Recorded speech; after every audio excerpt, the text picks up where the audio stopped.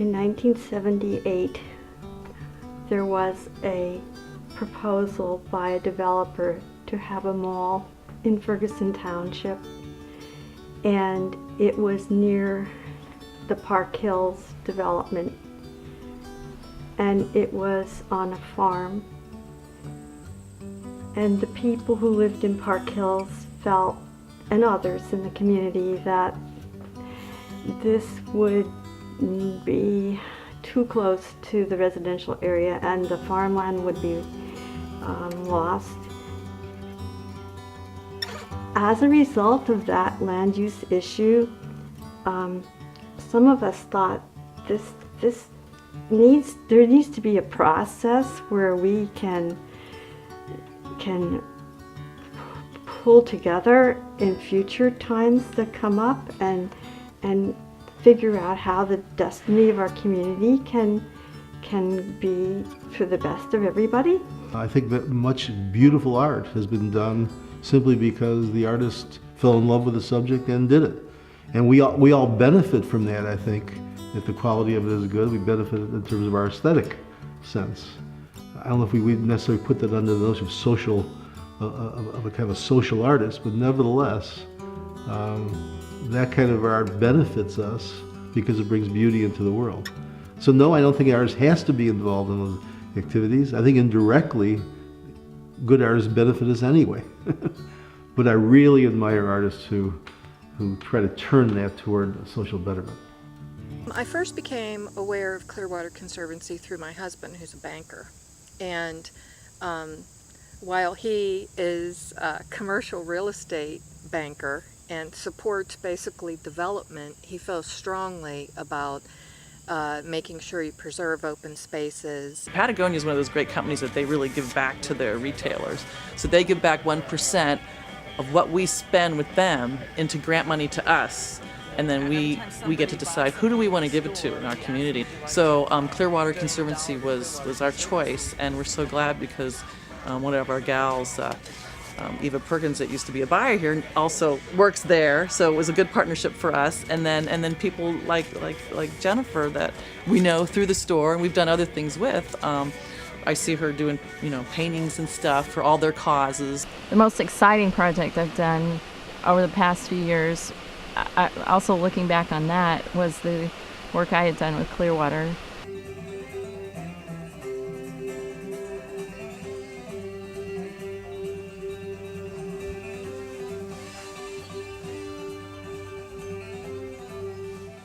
Each time I start a new project, Jennifer sort of introduces me to the property, and it's been really informative to me to hear her talk about why they're preserving specific pieces of land and how that relates to the watershed and preservation of the local environment. And she's just a wealth of knowledge about that topic.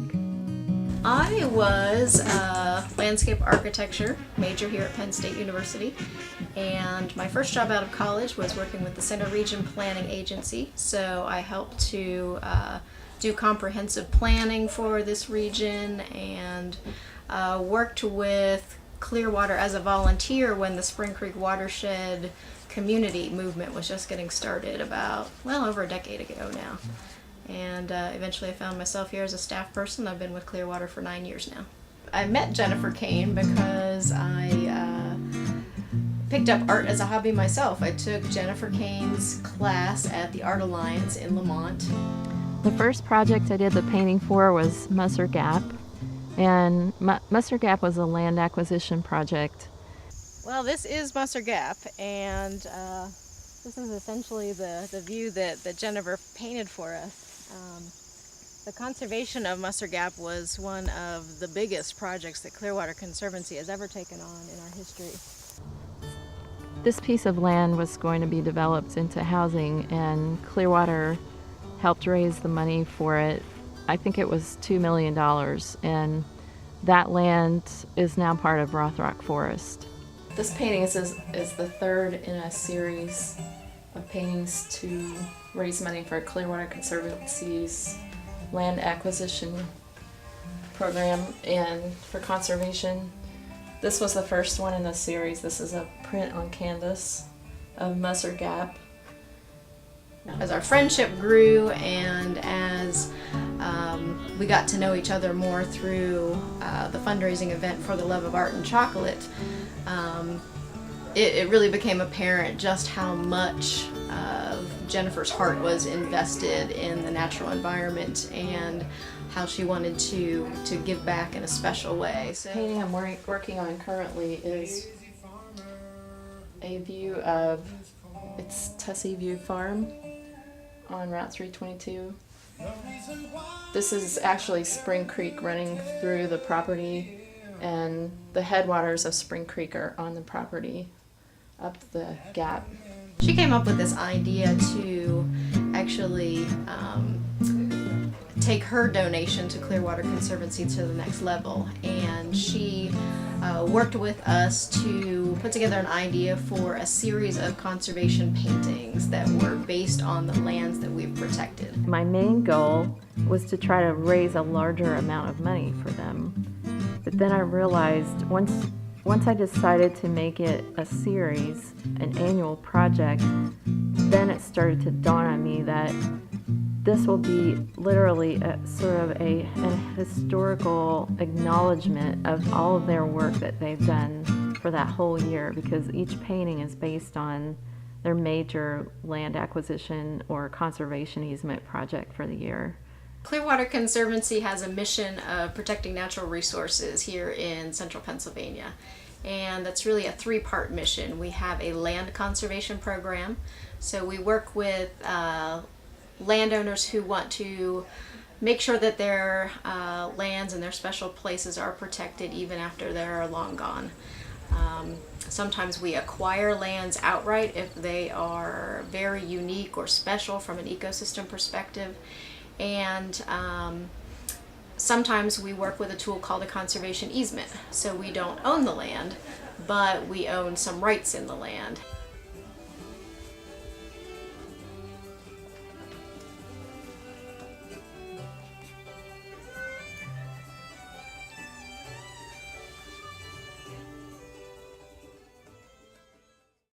We have a wonderful program that sends students to Millbrook Marsh Nature Center for hands-on outdoor education, and that one is really wonderful. That's one of the places that we have a conservation easement. Walking on the boardwalk out into the marsh itself, and this is where we bring students in the fall and the spring, kind of get into the heart of Millbrook Marsh, and you can forget how close we are to the urban area of State College and Penn State University. Oh, look, ooh, here.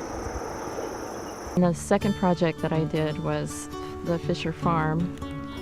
That was 198 acres that was put under a conservation easement, so that land will be conserved in perpetuity. And the owners of that farm actually were two of the people who started Clearwater Conservancy in 1980, John and Barbara Fisher.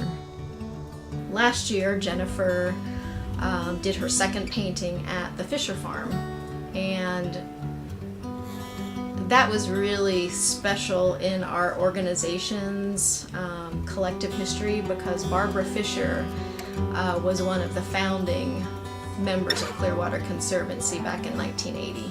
And she is the only founding member who remains on the board to this day. At the beginning, it was really a very formidable undertaking because we didn't know what we were doing and we had nowhere to have it. We had no money. We didn't have any real idea of what our focus was. The first that I heard about Barbara Fisher was at the Art Alliance where I teach. Jim McClure was our first president. He was wonderful, and he came up with the idea of Clearwater Conservancy. It was his name of that. And we started off responding to everything that happened. You know, if somebody asked us to go do this, we did it. And She's one of the most amazing women that I know. She's so soft-spoken, and mild-mannered, but when she starts to talk about conservation and about her farm and about this community and the sense of place, her passion just comes bubbling out of her. I think a conservancy gives people hope that something good is still going to be left. It also gives them the chance to be a part of making history. And I was just amazed that this shy, quiet little person could be responsible for, you know, creating all of this movement in town. And I mean, what she's done is so powerful.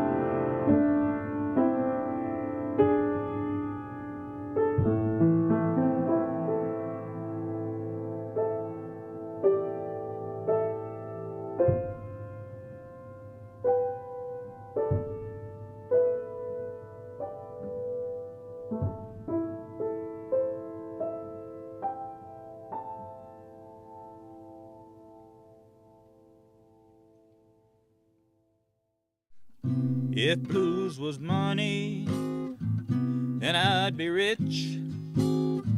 I'd never talk to the banking son of a bitch.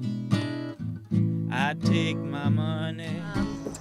There is a beaver now living in Millbrook Marsh. There's a beaver dam. He was very nice about it. He built the dam right here where the students could look at it. And the key thing in anything is getting a few caring souls that want to put down their everyday tasks and sacrifice and really go for it.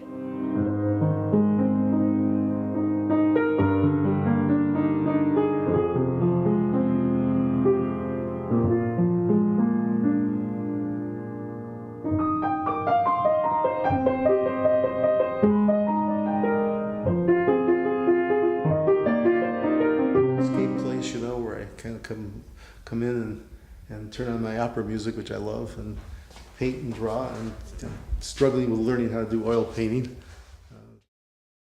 I don't think she ever bends her style or what she wants to paint based on commercial sales. I think she bases it on what she wants to paint and what she's feeling at the moment. Sales bought stuff. this for Gussie. That's a good one. Yeah, I'm gonna Some come ski back. pants. Are you gonna get into ski? Oh, What happened, Stonewall? did you see that? You missed it. Oh, it was so cute.